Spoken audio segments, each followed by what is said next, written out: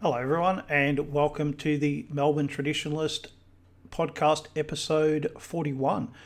I'm Mark Moncrief from Upon Hope, and today I want to talk about Nazism, about why people support it, and why it didn't work, and why we shouldn't support it. Because on the left, there is this idea that everyone who's not on the left is a Nazi. And we all scoff at that because we know that that's rubbish. Even those people who are Nazis or call themselves National Socialists, they even know that it's rubbish. So that's what I want to talk about. I want to expand on that idea. But before I do that, I wanted to talk about some of the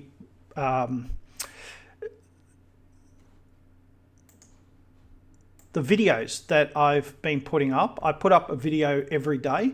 The podcast goes up every week on a Monday. That's been pretty regular now. But every day I put up an old post from my blog, Upon Hope, and I read it out. And on the 2nd, 3rd and 4th of April, I put out one each day, one on liberalism, one on fascism, and one on Nazism. And it's why we are not liberals, fascists, Nazis. And by we, I mean traditionalists. So I want to just look at the numbers and the up and down votes, and each one's got a comment, which I'll read out. So on the article on the 2nd of April, we've got liberalism, and it's got 12 views and 1 thumbs up. And then there's a comment. Liberalism is more needed now than ever because of the rise of nationalism and the rise of far left. The state shall never moralise what you do, and there should be a free market. The state should care about what you do if it don't hurt another one's freedom. So obviously he's miswrote what he meant to say, but the state should not care what you do as long as you don't hurt someone else. And then he finishes with, open borders is needed because you have the right to asylum. It is a human right. All right, well, I guess, you're allowed to be wrong. All right, so then on the 3rd of April, I've got the article on fascism, and it's got 4 thumbs up and 2 thumbs down. And there's a comment, people are now looking to fascism because traditionalism failed. The old order is gone and it's not coming back. Well, this is a misreading of traditionalism, and I understand why this gentleman has made that mistake. I think many traditionalists also make this mistake, and they think that we can go back in time somehow. And it's true that we're all time travelers. We're all traveling into the future at 1 second per second. And unfortunately, or maybe fortunately, we can't change the speed and we can't change the direction. So we can't go back. We can only go forward, and we can only create new things. And so he's right, the old order is gone. But we can take the best from the old order and use that in the future. And that is really one of the advantages that traditionalism have over all other ideologies. If you call traditionalism an ideology, I don't. Then they pretty much reject the past and say everything has to be built again or recreated. What's the word I'm after? As he's written, the old order has to be done away with, and everything in the future has to be made better. But as I said, that's a misreading of what traditionalism is. And then I have Nazism. It's got 23 votes, or 23 views, and it has 2 up votes and 2 down votes.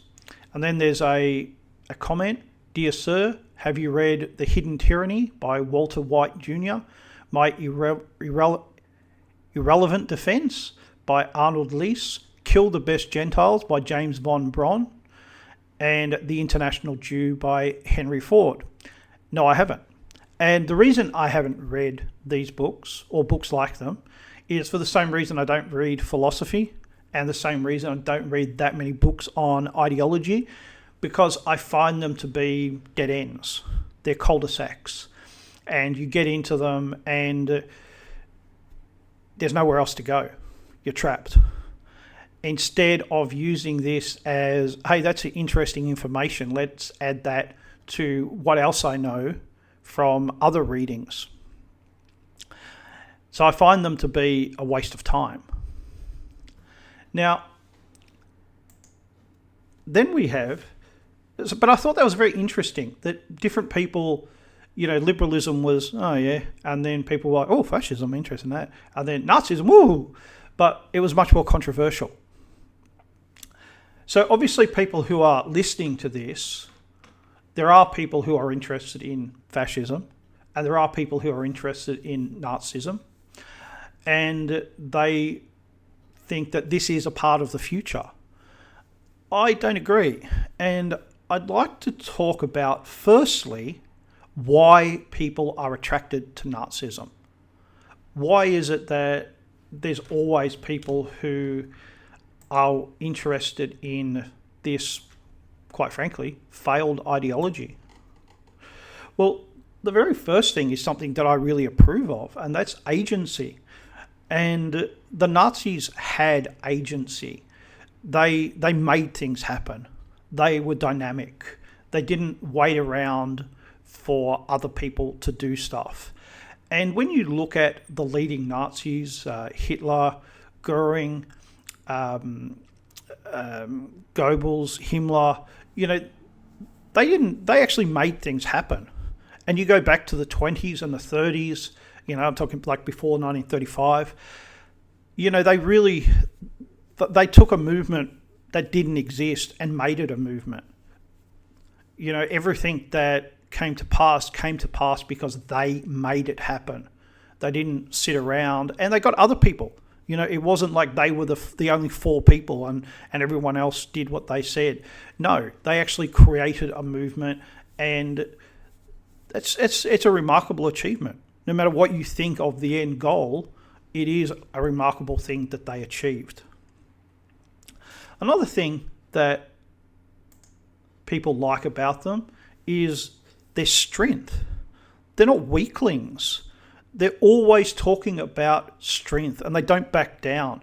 And, the SA was created as a bodyguard to fight the communists, because when they had meetings, Antifa, as they were called back then, that's where the original name comes from. It means anti-fascist, as it does now.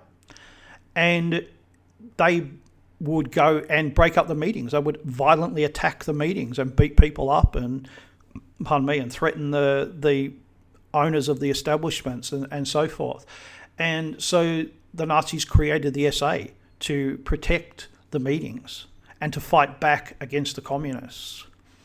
So, and to be honest, I think if Antifa continue on this track, this will be where everyone on the right will be. They will have to form these groups again to defend themselves. And then out of the SA was formed the SS. But all of those are about strength, not backing down, actually having strength of character and standing up for the things that you believe in.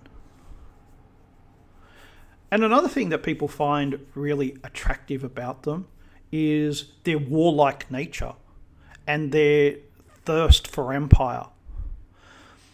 It's a very masculine thing to be interested in war. War's a nasty business, but we do tend to find it very, very fascinating. And the thing about war is there's so many things to be fascinated by. You can be fascinated by how it looks, the pageantry of it. You can be fascinated by the machinery of it. You can be fascinated by human emotion and motivation. Why do men do that? How can they do that? You can be fascinated by the intellectual challenge of war. How exactly do you destroy a tank division? How exactly do you reduce a fortress? They're intellectual challenges. They're also engineering challenges, which has a bridge between technology and intellect. There's all these different ways of looking at war and finding something fascinating about it. And the Nazis loved war. Hitler had served in the First World War in the trenches, and he didn't come out of the war thinking, oh, it was a terrible experience. He came out of the war thinking, hey, that's one of the greatest things of my life. And a lot of other men came out of the trenches thinking the same thing. And they thought that spirit, that comradeship should be extended into civilian life. It should be how the nation is at all times. And of course, when they did come to power, they remobilized. They rebuilt the armed forces. They rebuilt every aspect of it, and they had a plan to dominate Europe. Again, it goes back to agency. They didn't wait for events to happen. They made them happen. And then there's that power thing that we find so attractive about empires, about just dominating huge swathes of land, enormous amounts of people. And, there are people on the nationalist and traditionalist side who are like, oh no, that's bad. But actually, most people who are nationalists and traditionalists say that whether it's good or bad, it's really attractive. The fourth thing I think that people like them is the pageantry.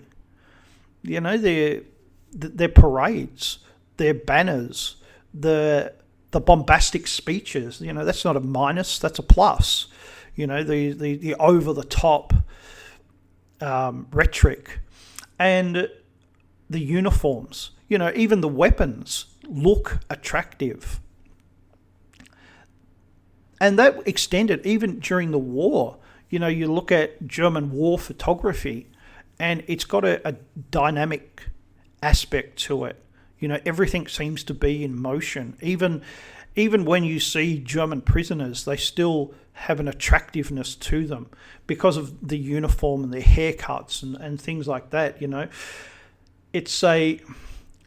They're not just ordinary men. And again, that pageantry, it means a lot. It adds. It's not a bureaucratic thing like we in the West. You think that.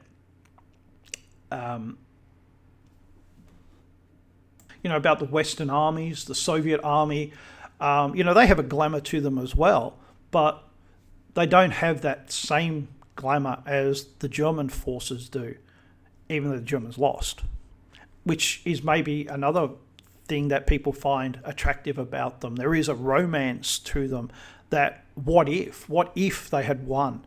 How would the world be different? How would our lives be different?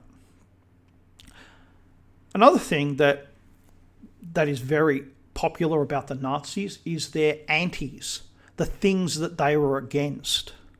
They were anti-communist. So a lot of people who are anti-communists are attracted to Nazism, not because they're really Nazis, but because they're anti-communists. And they weren't shy about being anti-communist. It wasn't like during the Cold War in the West, where it was, a sort of, many people regarded it as a secret shame to be anti-communist. The Nazis were unashamedly anti-communist. They didn't hide or shy away from that at all. And the same with socialism. They were called National Socialists. They called themselves National Socialists. But in reality, they used socialism as they wanted. They didn't let socialism use them. And then, of course, there is the anti-Judaism, the anti-Semitism. People who don't like the Jews, or who are, what's the right word, interested in the JQ, they look at the Nazis and say, hey, they were on the right track, even though they might not be on board with other aspects of Nazism. And then there's the anti-traditionalism. A lot of people like to confuse the Nazis and traditionalists, but the 20th July plot, 1944, to kill Hitler, was actually carried out by traditionalist army officers. So traditionalism is not a supporter of Nazism. And Hitler had a very love-hate relationship with the aristocracy and with traditionalism. You know, there was a part of him that really admired it and admired it for the things that it had achieved. But he also despised it because they couldn't maintain what they had achieved, and that what they had achieved was now rapidly disappearing. Then there are those who look at Nazi Germany and they look at its success and they find that success really enchanting. They look at it, they look at the economic success of the 1930s. You know, Germany was deeply affected by the Great Depression, one of the most affected countries in the world by the Great Depression, and the Nazis ended unemployment. You know, when you think that in the United States in 1940 there were 10 million men unemployed. In Britain there were still 2 million men unemployed during the Blitz. And in Germany there was full employment. One of the reasons that that had come to pass is because the Germans lied. They just gave whatever statistics that they felt would impress people, and they just did it. Again, that agency, just make it happen. And why that worked was it tricked people into having a more optimistic view of the economy and of Germany, of investing in Germany, and of people within Germany being more ready to take risks to actually make things happen. And I guess it worked. But like China today has done exactly the same thing. But you have to understand that while there is that deceit going on, there is at the same time real economic activity going on and real economic success taking place. You know, people really have jobs. That's a big thing. Men have jobs. That's a big thing. And then, of course, the World War. You know, Germany conquered Poland, it conquered France, it conquered Norway. It nearly succeeded in destroying the Soviet Union. Its success was enormous. And you have to go back to Napoleon to have someone who achieved the same level of success in Europe, and someone who had such a large European empire. And then before that, you have to go back another 1,000 years to Charlemagne. So Hitler and the Nazis are very important historically. But I was watching recently a lecture about the formation of the German Panzer Force. And the man who gave it, an American, it was a very good talk. He said, you know, at the start of the war, the German tanks were terrible. And in fact, the Panzer Mark I and II were training tanks, and they were never intended to go to war, but they actually formed the bulk of German forces in 1939, in 1940, and in 1941. And in fact, these tanks were so bad that Czechoslovakian tanks were in many cases better. And the British and French tanks were definitely better. And at the end of the war, the German tanks were some of the best in the world. But of course, Germany's success all came at the start of the war when they had the worst tanks. And their defeat came at the end of the war when they had the best tanks. So it's important to realize that there are more things at work than just the surface. And then we come to the most controversial part of Nazism, and that's the brutality. And I find that there are two types of people who admire the Nazis, and they have two very different opinions of Nazi brutality. The first deny it.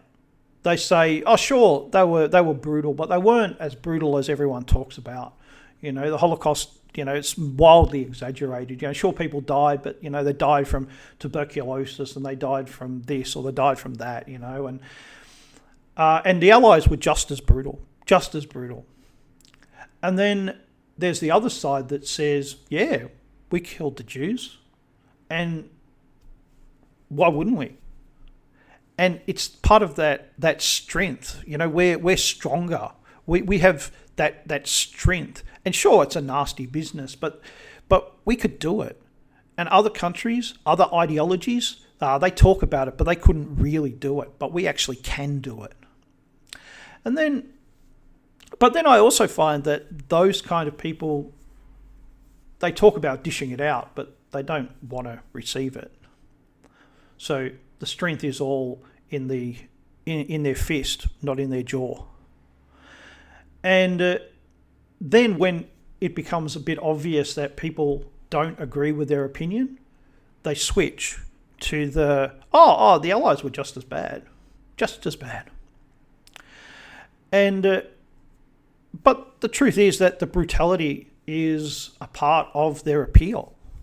A lot of people look at the agency. You know, they made things happen. They didn't just wait around. You know, they said the Jews were a problem and they took care of the problem. And that's one of the problems I have with Holocaust denialism, is that the Nazis had agency, and here they're denied that.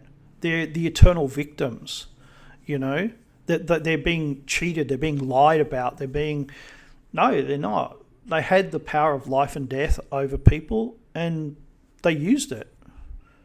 You know, that's agency, that's strength. It's bastardry as well, but it's all of those things. So why didn't it last? Why isn't there a Nazi government anywhere in the world today? Well, people say, well, that's obvious, you know, the war. You know, they lost the war. But the Nazis worshipped war. The Nazis, war was part of their appeal. And they were very good at it at the tactical level. They were very good at it at the operational level, or even good at the campaign level. But at the strategic and grand strategic level, they were terrible. And what's remarkable is that they never actually had a comprehensive plan to win the war. Now, you look at the Allied powers, they developed plans to win the war, and the Germans didn't. The Germans had campaign plans. Hey, when we take the Caucasus region, then that will help us. But it won't actually win the war. Where's the point where you actually win the war? There was no plan. There was no ability to win the war. Now, people then say, well, obviously that means that the Nazis could never have won World War II. I don't agree. And it doesn't have to be absolute. It doesn't have to be they win everything and we lose everything, or vice versa. It could have been some compromise, you know, where the war just continues on and on and on, but at a low level. You know, so there's air raids and there's war, the war at sea, but effectively there's no land war because the armies never come into contact with each other because the Nazis dominate Europe and the Allies dominate the rest of the world. So then we come to the opposite side of the economics. Because while the Nazis did a lot to get Germany out of the Depression, they were really bad at running a wartime economy. And until 1944, Germany still had consumer goods being built. Factories existed just making consumer goods. And in fact, car production in Germany didn't end until 1943. And in the United States, it ended in 1941, before it came into the war. It stopped the manufacture of cars and turned all that production into the production of tanks, aircraft, jeeps, trucks, so on. But Germany, 1943. And its industrial capacity was greater than Britain's, but lesser than both the Soviet Union and the United States, not combined, separately. And it also, so Germans continued to have a high standard of living until 1944. And then in the last year of the war, their standard of living just collapsed. And the reason that they could do that was not just the production of consumer goods, but also the use of slave labour and the acquisition of goods from throughout the German Empire. And Germany, like the Soviet Union and Japan, were all slave empires. They all required slave labour to operate. And the big difference between what we think of as slavery is that people couldn't be bought and sold. People, in every case, belonged to the government, to the state. They were the property of the state, and the state didn't care whether they lived or died. The state just wanted their labour, and it wanted their labour for free.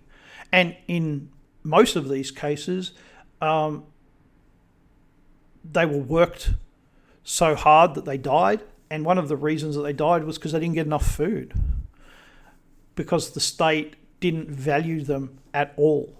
They simply exist for their labour, and once they were exhausted, then let them die.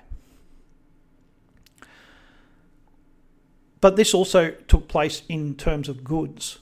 You know, when goods were cheap, because when they wanted something, they could get it from the rest of Europe. Cars were requisitioned and sent to Germany so that Germans could have cars. Food is a big one. Food was requisitioned from all over Europe and sent to Germany so that Germans could have a higher standard of living. Now, you've got to remember, this is during the war.